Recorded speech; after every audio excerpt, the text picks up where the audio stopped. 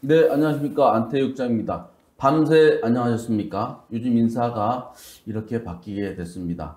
어쨌든 좀 비가 상당히 많이 오고 있는데 안전에 유의하시기 바랍니다. 오늘은 송재봉 청주 상생포럼 C 플러스 대표님 모시고 말씀 나누도록 하겠습니다. 안녕하십니까? 네, 안녕하세요. 먼저 대표님 소개해 드리겠습니다. 현재 더불어민주당 중앙당 전략기획위원회 부위원장을 맡고 계시고요. 그리고 더불어민주당 청주시장 후보 하셨고요. 전 청와대 대통령 비서실 행정관 역임하셨습니다. 충북시민재단 상임이사 하셨고 충북참여자치시민연대 사무총장 역임을 하셨습니다. 네, 오래간만에 뵀는데 네, 이게 뭐 활짝 웃고 반가워야 되는데 아이고 이게 며칠 전에 있었던 이 참사 때문에 네, 좀 무거운 자리가 되었습니다. 그렇습니다. 네, 그런데 이제 먼저 우리 송재봉 우리 대표님 예전에는 이제 청와대 행정관 네, 전 청와대. 행정관님 이렇게 이제 소개를 했는데 청주 상생 포럼 C 플러스 대표로 이렇게 소개를 했잖아요. 네, 그래서 이제 그거부터 한번 좀 부탁을 좀 드릴까요? 예. 청주 상생포럼 C 플러스는 한 2년 전에 창립을 했습니다. 네. 예, 그때 창립을 하면서 뒤에 C 플러스가 붙어 있잖아요. 네. 그 C는 청주를 의미하고요. 청주에 새로움을 더하자. 뭐 이런 의미로 이제 C 플러스를 붙였는데 그동안 청주는 여러 가지 성장도 해왔고 또 청주청원의 시군통합도 했고 또 제조업 중심의 산업도시로서 상당한 이제 성장을 해온 도시입니다. 그렇지만 여전히 부족한 것이 있다. 이것을 추가로 채워야 청주가 시민이 살맛나는 그런 살기 좋은 도시가 되지 않겠는가. 그래서 몇 가지 거기에 가치를 더하자. 이런 의미로 첫째가 공정. 차별 없는 공정한 사회가 돼야 된다. 두 번째가 공존이라고 하는 가치를 굉장히 중요하게 담았습니다. 그 이유는 사람과 사람, 사람과 자연, 최근에는 사람과 동물, 이들이 상호 공존하면서 살아갈 수 있는 그런 좀 도시가 돼야 되지 않겠는가. 그리고 세 번째는 디지털 전환 시대를 맞으면서 소유에서 공유로라고 하는 슬로건이 부상하고 있죠. 그래서 이제 개개인의 소유도 중요하지만 여러 가지 자원을 어떻게 도시가 공유할 거냐라고 하는 가치가 굉장히 중요하다. 그리고 마지막으로는 이제는 좀 대립과 갈등을 넘어서 좀 공감의 그런 시대로 가야 된다. 그래서 상호 어떤 공감을 통해서 변화를 만들어가는 그런 도시가 돼야 청주가 살만한 도시가 되지 않겠는가 이런 생각으로 이제 청주 상생포럼이라고 하는 단체를 만들어서 그동안 내부의 어떤 회원들 간의 그런 내부의 토론회라든가 또는 대중강연회라든가 또는 직접 시민을 위한 봉사활동이라든가 다양한 활동을 현재 해오고 있습니다. 네, 알겠습니다. 청주 상생 포럼 C 플러스 알겠습니다. 그리고 저희가 이제 오늘 이렇게 인터뷰를 하기로 한 게 그 전이었고요. 네. 그 중간에 갑자기 오송 참사가 발생을 했고 또 충북 곳곳에서 비 피해가 발생을 해서 오늘 그 관련된 얘기부터 집중적으로 말씀을 나누도록 하겠습니다. 지난 15일에 오송 궁평 이 지하차도 참사가 발생했지 않습니까? 네, 그렇습니다. 저희가 지금 인터뷰한 이 지금 시간까지는 거기에서 13명의 사망자가 이제 발견이 됐다고 하고, 아직도 거기에 이제 진흙이 쫙 깔려 있고 하니까 더 많은 사망자가 있지 않겠냐, 이런 걱정 어린 그런 우려가 나오고 있는 상황입니다. 거기뿐만 아니고 이제 곳곳에 이제 비 피해가 많은데, 먼저 유명을 달리하신 분들, 이렇게 좀 위로의 말씀 부탁드리겠습니다. 네. 정말 이런 어떻게 보면 인재라고 할 수 있는 이런 재난으로 인해서 정말 졸지에 유명을 달리하신 이 희생자분들의 명복을 빕니다. 그리고 누구보다 가슴 아플 분들이 유가족 분들이잖아요. 이분들의 정말 위로와 또 죄송하다는 그런 말씀을 같이 좀 드리고 싶습니다. 정말 이 모든 재난의 최종 책임은 정부입니다. 그래서 정부가 제때 제대로 대응하지 못한 것에 대해서는 추후에 제대로 된 진상규명과 또 책임자에 대한 엄중한 처벌이 필요할 것이고요. 더 이상 이러한 비극이 발생하지 않도록 할 수 있는 그러한 좀 후속 대책까지도 그 책임 있게 잘 마무리해야 되지 않겠는가라는 생각을 하고요. 뭐 어떠한 말로도 사실 위로가 안 되는 그런 상황이고 시민 한 분 한 분이 아마 엄청난 지금 분노와 슬픔과 자괴감 이런 것을 가지고 있거든요. 그래서 그런 것을 오히려 또 그 재난으로 꼭 그 지금 피해를 보신 분들이 굉장히 많잖아요. 그래서 뭐 농경지가 유실된 분에서부터 가옥이 침수된 분들, 지금 거중을 잃은 분들이 많으시기 때문에 이분들과 또 함께하는 마음을 전하는 것도 또 우리 시민들의 몫이지 않을까 이런 생각을 해봅니다. 네, 뭐 오송 참사 남일 아니라는 게 지금 저도 어제 그 주변에 있는 분들도 조문을 갔다 왔더라고요. 네, 그러니까 그렇습니다. 굉장히 우리의 누군가의 아들이고 누군가의 사이고 누군가의 딸이었던 분이 이렇게 갑자기 정말 어처구니 없는 정말 인재가 아닐 수가 없는 상황에서 유명을 달리했다는 게 너무 안타깝지요. 그래서 어제 그 이재명 민주당 당대표, 뭐 이모선 민주당 도당위원장 등이 거기 방문하고 많은 정치인, 뭐 장관도 왔다 갔다 하고 그랬는데 혹시 민주당의 지금 그 전략기획위원회 부위원장도 맡고 계시니까 뭐 당대표나 이런 분들은 어떤 말씀을 했던가요? 글쎄 뭐 어제 그 참사 현장에 제일 먼저 이제 그 이재명 당대표를 포함해서 또 지역의 국회의원들이 같이 가서 현장을 지켜봤는데 수해 복구에 방해를 주지 않기 위해서 통제선 밖에서 한 20분 정도 그 복구 현장을 이제 지켜보셨다 이렇게 알고 있습니다. 그것은 아마 이재명 당대표가 경기지사를 하면서 이러한 재난 현장에 정치인들이 와서 현장을 둘러보는 것이, 직접 보는 것이 복구에 그다지 도움이 안 되더라라고 하는 경험에서부터 아마 그런 판단을 하셨던 것 같고요. 그래서 일부는 아마 자세히 가서 보자고 했는데 그것이 재난복구에 도움이 안 된다 이렇게 하시면서 지역의 국회의원들로부터 직접 브리핑을 받으셨다고 해요. 그러니까 이런 저는 뭐 접근 방식은 아마 충분한 어떤 경험이 없이는 나오기 어려웠지 않았을까 이런 생각을 좀 했고요. 근데 뭐 말씀은 사실 이런 재난 현장에 와서 특별하게 새로운 말씀을 하기는 좀 어렵잖아요. 우선 피해자분들의 명복을 빌고 애통하실 유가족에게 위로 말씀을 드린다 이런 말씀하셨고 또 정부라든가 또 지방행정, 소방당국이 좀 적극적인 나서 최선을 다해서 뭐라 그럴까 신속하게 좀 그런 사고 현장을 수습을 좀 해줬으면 좋겠다 이런 얘기를 드렸고 또 계속해서 지금 비가 온다고 하잖아요. 그래서 그런 사전 대비에 좀 최선을 다하면 좋겠다 이런 말씀을 드렸고 근데 전날 이제 페이스북에서 좀 하고 싶은 얘기를 하셨던 것 같아요. 이런 말씀하셨는데 국가의 제1 의무는 국민의 생명과 안전을 보호하는 것이다. 과하다고 생각할 만큼 빈틈없고 전격적인 조치가 필요하다. 이것이 어쩌면 좀 이재명 대표 다움, 그 전에 그런 모습을 또 보여주셨었는데 이번에도 그런 관점에서 이 어떤 재난에 좀 대응을 정부가 해야 되는 방향을 좀 말씀하셨고 또 공직자들의 태도에 대해서도 말씀하신 것이 아닐까 이렇게 생각을 해봅니다. 네, 사고가 좀 워낙 심각한 것이기 때문에 따지지 않을 수가 없습니다. 그것에서도 청와대에서 행정관으로도 근무를 하셨기 때문에 전체적으로 볼 수 있는 것도 많이 경험을 해보지 않으셨습니까?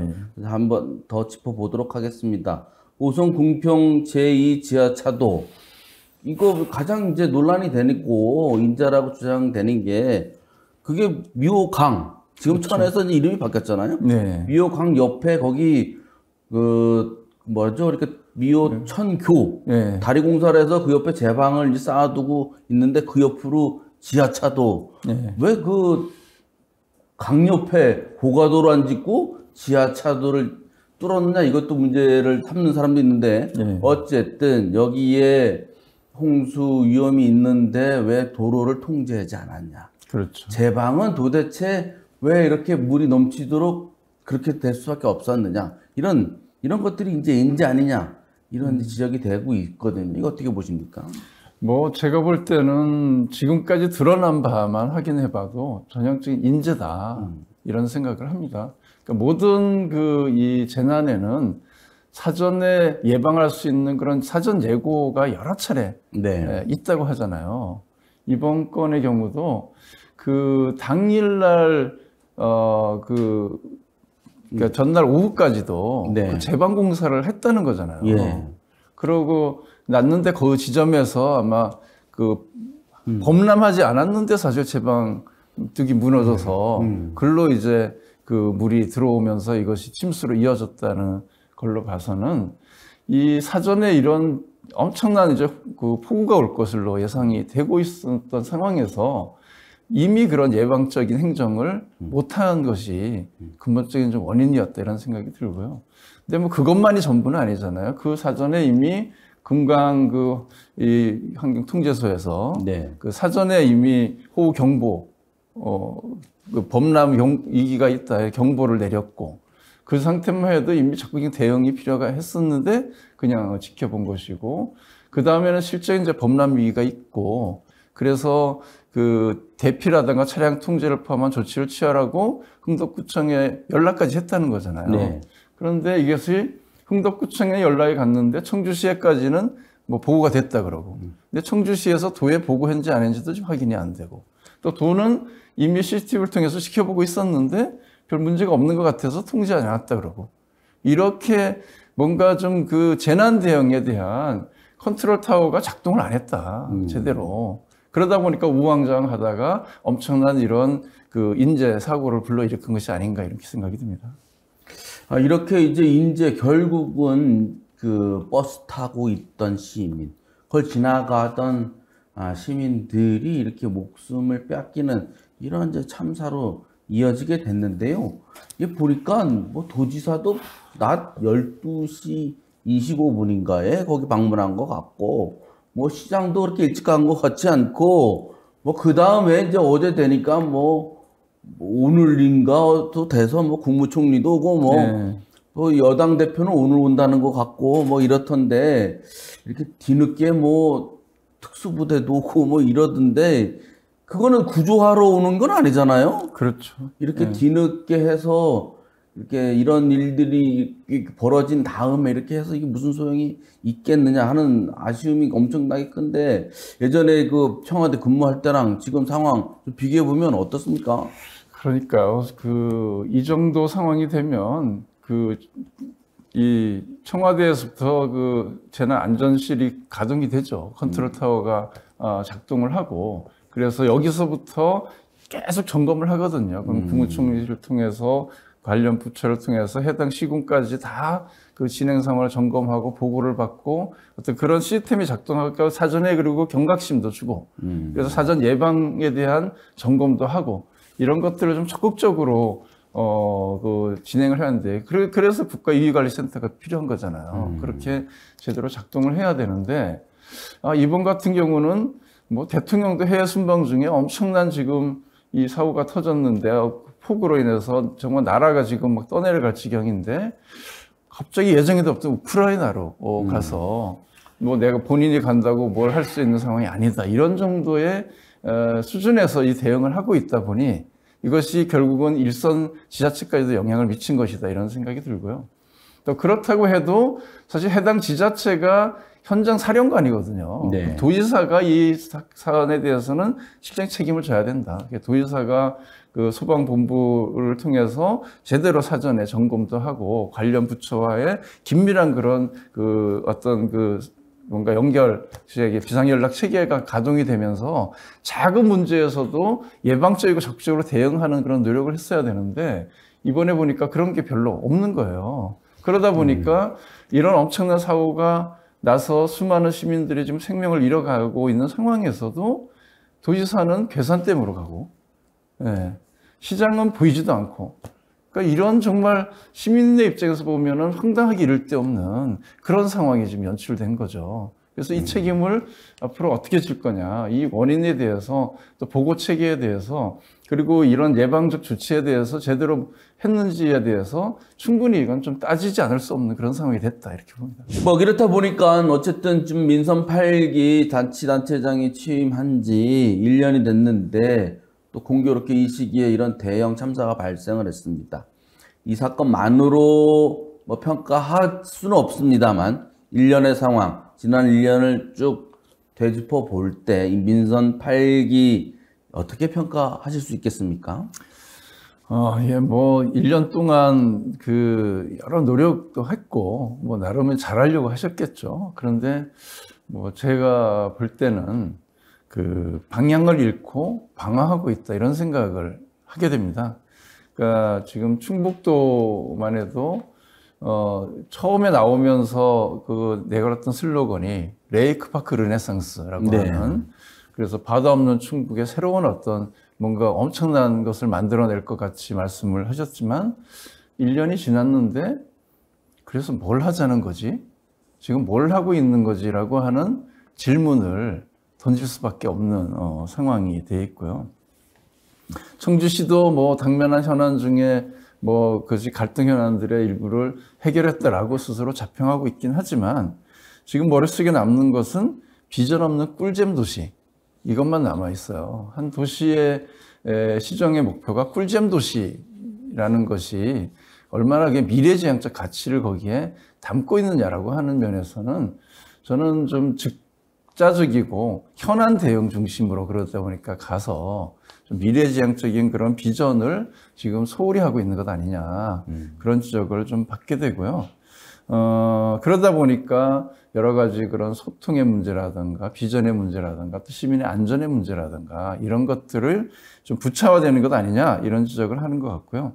교육청도 무엇을 하겠다는 것이 아직은 없는 것 같아요. 뭐 이런저런 얘기는 하시지만 단지 지난 교육감의 흔적 지우기를 여전히 진행하고 있는 정도이지, 이 새로운 교육감이 들어섰는데 이분이 도대체 그러면 어떤 방식으로 충북의 교육을 끌어가겠다는 건지가 아직은 좀 뭐 말씀을 하시는데, 그래서 경쟁교육 중심으로 가겠다는 건지, 그래서 수월성 교육을 강화하겠다 뭐 이런 얘기를 하는 것 같은데, 그게 정말 우리가 가야 될 미래냐, 이런 측면에서는 뭔가 플러스 알파가 없다, 이런 좀 지적을 하게 되고요.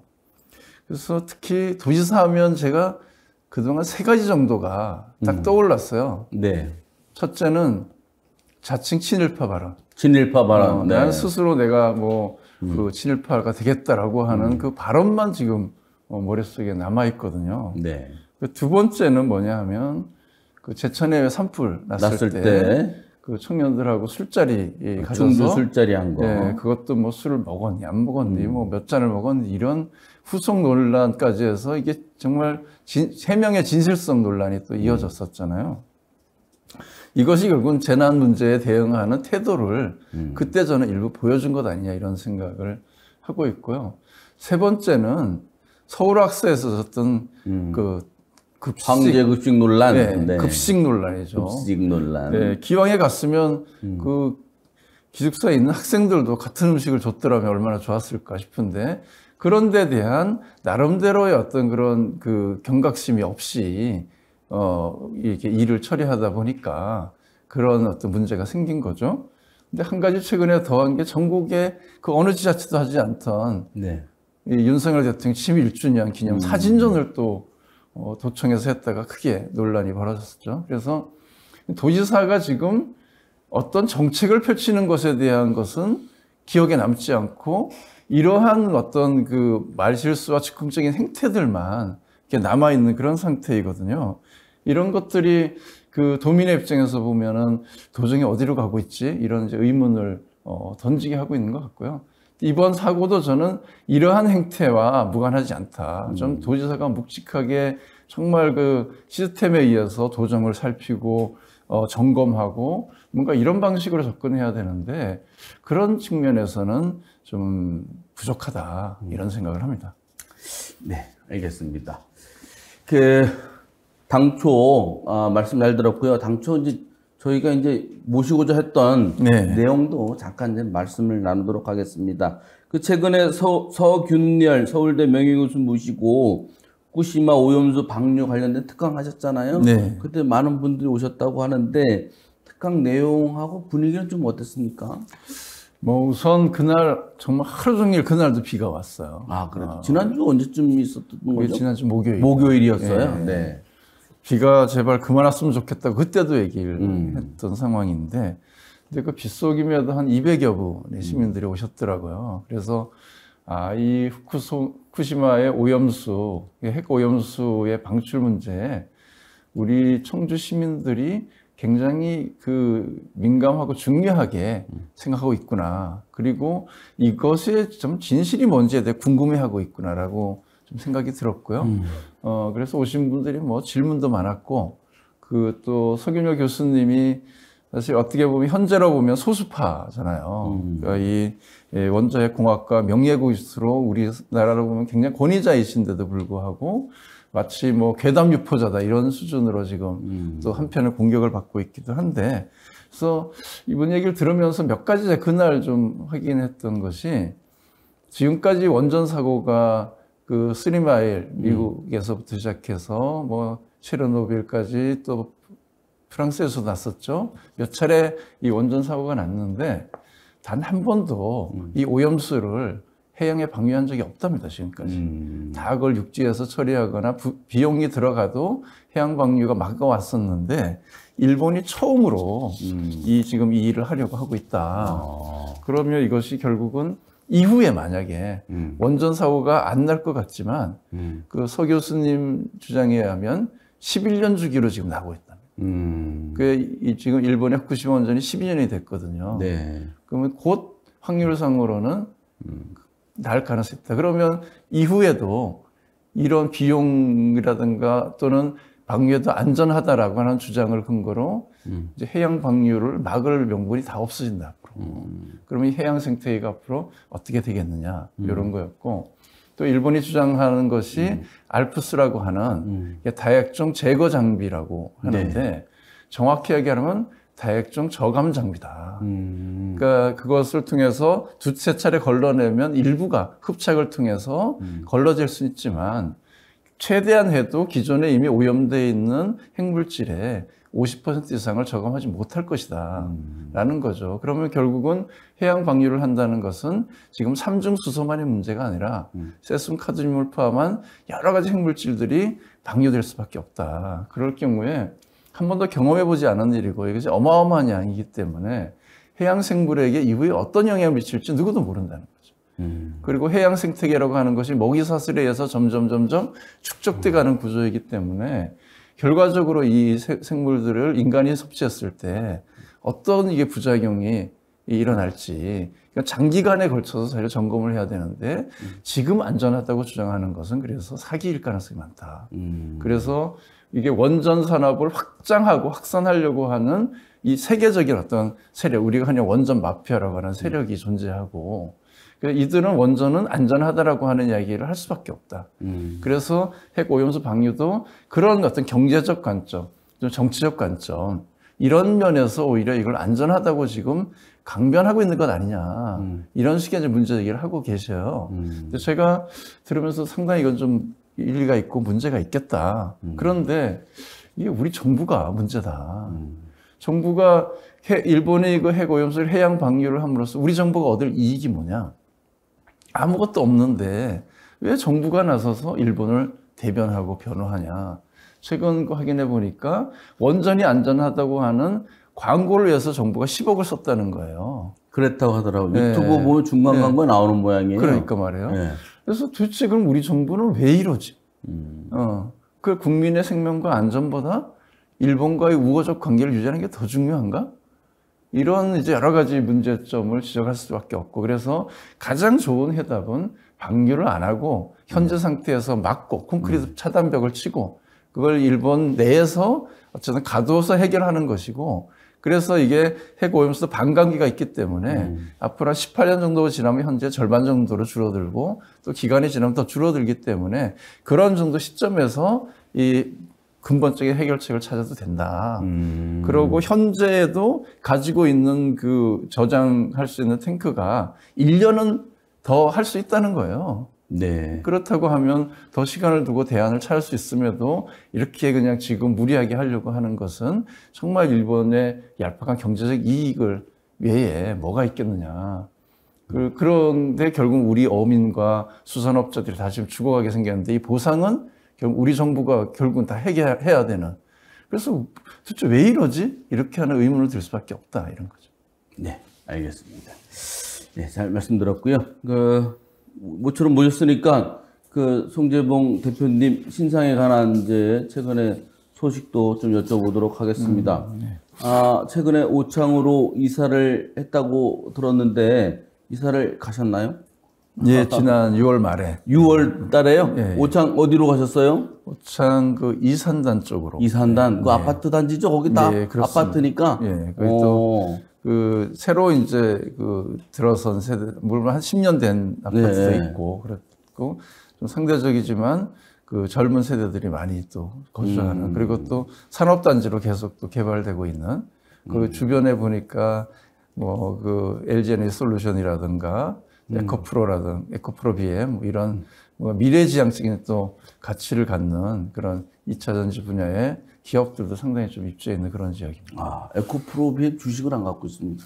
아쉽게도. 아이고, 그렇군요. 그럼 오창에서 차기 총선에 도전을 하시려는가 보다 하는 생각을 가질 수밖에 없는데, 그런가요? 예, 꼭 오창만은 아니라 제가 이제 청원구 전체를 좀 이렇게 둘러보니까 좀 할 일들이 많이 있더라고요. 그래서 앞에서 말씀드렸지만 이제 제조업 중심에서 좀 연구 산업을 중심으로 한 그런 좀 지식 산업 쪽을 확장해서 거기를 좀 제대로 이렇게 좀 규모를 갖춰 나가는 과제도 있는 것 같고 특히 오창 같은 경우 제가 보니까 산업단지를 중심으로 도시가 형성됐어요. 그렇죠. 그러다 보니까 인구가 7만이나 됐는데 오창에 종합적인 계획이 없는 거예요. 엄마는 7만 정도 되는 도시 같으면 종합계획을 수없이 세우고 수정하고 그러면서 미래의 비전을 만들어 가는데 여기는 산업단지 계획만 있어요. 네. 그러니까 주거라든가 교육이라든가 체육이라든가 문화라든가 이런 좀 그 외의 인프라들이 굉장히 좀 불균형하게 현재 들어있어서 그런 것들을 좀 종합계획을 잘 좀 세울 필요가 있겠다 이런 생각이 들었고 특히 그 내수부기는 아시는 것처럼 삼중 사중의 환경 문제가 있잖아요. 그래서 그런 문제들도 여전히 미해결 과제로 오히려 악화되고 있고 또 원도심과 신도시 간의 불균형 문제도 또 소통의 문제도 있는 것 같아서 이런 문제를 좀 종합적으로 해결하려면 그리고 현장 중심의 좀 활동, 그 다음에 갈등 관리의 경험, 또 그 미래 지향적 같은 가치에 대한 이런 것들이 좀 필요하겠다. 그래서 제가 좀 오랫동안 고민을 해서 그 청원 지역에서 그런 좀 새로운 어떤 정치적인 도전을 해보려고 그렇게 좀 생각을 하고 있습니다. 근데 오늘 당초 예정은 좀 이렇게 해서 재미있는 얘기도 좀 하고 네. 당내 역학부도 이게 보는 사람들은 재밌잖아요. 그런 것도 좀 여쭤보고 그러려고 했더니 이번에 그 참사가입부에서 또 괜히 그런 거를 또 지금 그런 얘기 하기가 좀 그래서 네. 그런 건 다음 기회에 네. 또 여쭤보는 것으로 하겠습니다. 마지막으로 또 오셨으니까 또 오창에서 입주도 하셨고 하니까 인사도 좀 하시고 비도 많이 오고 합니다. 또 다시 한번 인사 말씀 부탁드리겠습니다. 네. 정말 이 하늘이 원망스럽다 이런 얘기를 할 수밖에 없는 또 상황이기도 한 것 같습니다. 그래서 더 이상 비가 좀 오지 않고 현재 상태에서 멈추고 빨리 좀 이렇게 재난 복구와 수습이 할 수 있는 그런 상황이 됐으면 좋겠다 이런 생각을 우선적으로 하고요. 또한 이제 이런 모든 문제가 사실 정치의 문제이기도 한 것 같아요. 정치가 바로 서고 정치가 민생 중심으로 일을 하고 그에 걸맞는 제도와 시스템을 갖추고 특히 재난 안전과 관련해서 좀 더 우선적으로 그 예산을 편성해서 사업을 적극적으로 추진했더라면 적어도 그런 제방공사만 해도 이 우기가 오기 전에 미리 그 공사를 완료했더라면 사실 이런 재난이 일어나지 않았을 거잖아요. 그래서 이 정책의 우선순위가 어디에 있느냐라고 하는 건 굉장히 중요하고 그렇기 때문에 정치가 바뀌어야 된다고 하는 것 같습니다. 그래 정치의 변화라고 하는 건 단지 사람이 바뀌는 것이 아니라 어떤 관점에서 일을 하는가.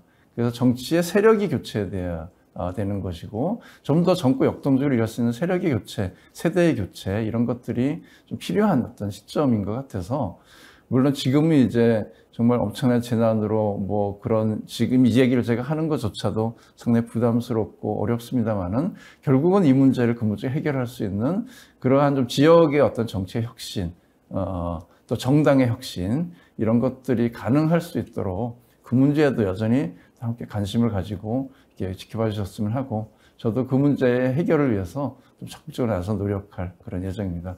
이렇게 시간 함께 이렇게 들어주시고 또 청취해 주셔서 고맙습니다. 네, 오늘 바쁘신데 나와주셔서 감사하고요. 비 많이 오는데 안전하게 돌아가시기 바라겠습니다. 네, 고맙습니다. 네, 감사합니다.